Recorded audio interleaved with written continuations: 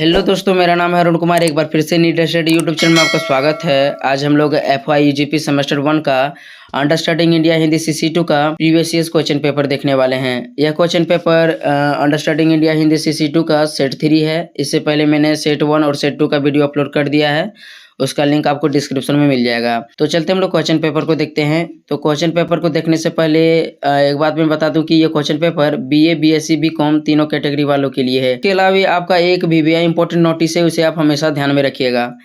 Answer any 5 questions in which question number 1 is compulsory, यानी कि आपको किन्हीं 5 प्रश्नों का उत्तर देना है। किन्हीं 5 प्रश्नों का उत्तर देना है जिसमें क्वेश्चन नंबर 1 कंपलसरी है। ठीक है, यह काफी VVI इंपॉर्टेंट नोटिस है। तो चलते अब हम लोग प्रश्न की ओर। क्वेश्चन नंबर 1 हमारा है answer all very short type questions, यानी कि क्वेश्चन नंबर 1 में आपका अति लघु उत्तरीय प्रश्न रहेगा। 5 प्रश्न रहेगा, पांचों प्रश्न एक अंक का होगा। ठीक है, जिसका आंसर आपको एक वर्ड अथवा एक वाक्य में देना होगा। ठीक, तो देखते हैं हम लोग क्वेश्चन नंबर 1 को। पहला प्रश्न हमारा है who wrote the famous book discovery of India, यानी कि प्रसिद्ध पुस्तक डिस्कवरी ऑफ इंडिया किसने लिखी है। तो इसका करेक्ट आंसर हो जाएगा पंडित जवाहरलाल नेहरू। यानी कि जो स्टूडेंट हिंदी और इंग्लिश को थोड़ा सा समझते हैं उसके लिए आसान प्रश्न था। कहने का मतलब है डिस्कवरी ऑफ इंडिया यानी भारत की खोज पुस्तक को किसने लिखा है, तो पंडित जवाहरलाल नेहरू ने लिखा है। ठीक है, नेक्स्ट प्रश्न की ओर हम लोग चलते हैं। क्वेश्चन नंबर 2 हमारा है हु वाज द फर्स्ट तीर्थंकर ऑफ जैनिज्म, जैन धर्म के प्रथम तीर्थंकर कौन थे। तो इसका करेक्ट आंसर हो जाएगा ऋषभ देव। इन्हें जैन धर्म का संस्थापक भी माना जाता है, तो इसको नोट कर लीजिएगा। इसके अलावा आपको यहाँ 2 पॉइंट और ध्यान में रखना है। पहला पॉइंट, जैन धर्म के 23वें तीर्थंकर पार्श्वनाथ थे और 24वें तीर्थंकर महावीर थे, क्योंकि इन्हीं तीनों प्रश्नों में से एक प्रश्न आता है। ठीक है, तो इसको ध्यान में रखिएगा। तीसरा प्रश्न हम लोग देखते हैं।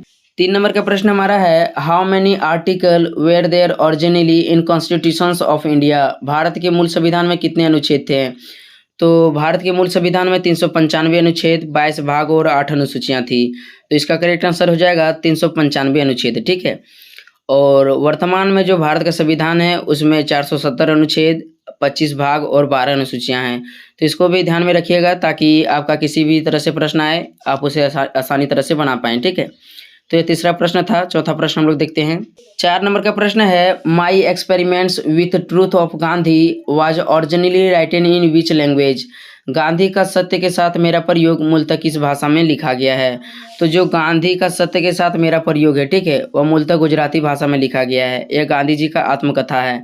ठीक, तो इसका करेक्ट आंसर हो जाएगा गुजराती। इसको नोट कर लीजिए। 5वां प्रश्न हम लोग देखते हैं। 5 नंबर का हमारा प्रश्न है India is situated in which continent, Bharat किस महादेश में स्थित है। तो यह काफ़ी आसान प्रश्न था। तो जो भारत है वह एशिया महादेश में स्थित है। ठीक है, तो इसका करेक्ट आंसर हो जाएगा एशिया महादेश। इसको नोट कर लीजिए। ये हमारा मतलब 1 नंबर का प्रश्न था, पहला भाग है। ठीक है, अब हम लोग इसी में देखेंगे दूसरा पॉइंट। ये क्वेश्चन नंबर 1 का भाग भी है, यानी आपको इसे भी बनाना अनिवार्य है। तो इसको देखते हैं। Right short notes on any 2 of the flowing, यानी कि निम्नलिखित में से किन्हीं 2 पर संक्षिप्त टिप्पणी लिखें। यानी कि क्वेश्चन नंबर बी में जितना भी प्रश्न रहेगा उसमें आपको किसी 2 पर संक्षिप्त टिप्पणी लिखना है, जो 5-5 मार्क्स करके होगा, जिसका उत्तर आपको 1 से 1.5 पेज में देना होगा। ठीक है, पहला प्रश्न हम लोग देखते हैं।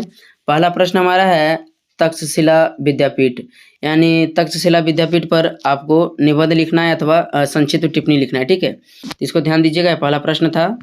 दूसरा पॉइंट हम लोग देखते हैं। दूसरा हमारा है वेद, यानी वेद के बारे में आप संक्षिप्त टिप्पणी लिख सकते हैं। तीसरा हमारा है 5 ईयर्स प्लान, यानी 5 वर्षीय योजना। और चौथा हमारा प्रिंसिपल ऑफ सर्वोदय, यानी सर्वोदय का सिद्धांत, यानी कि जो सर्वोदय का सिद्धांत था वह विनोबा भावे के द्वारा दिया गया है। तो इस पर भी आप संक्षिप्त टिप्पणी लिख सकते हैं। यानी कि आपका 4 रहेगा, 4 में से किन्हीं 2 पर संक्षिप्त टिप्पणी लिखना है। तो इसको आप समझ गए होंगे।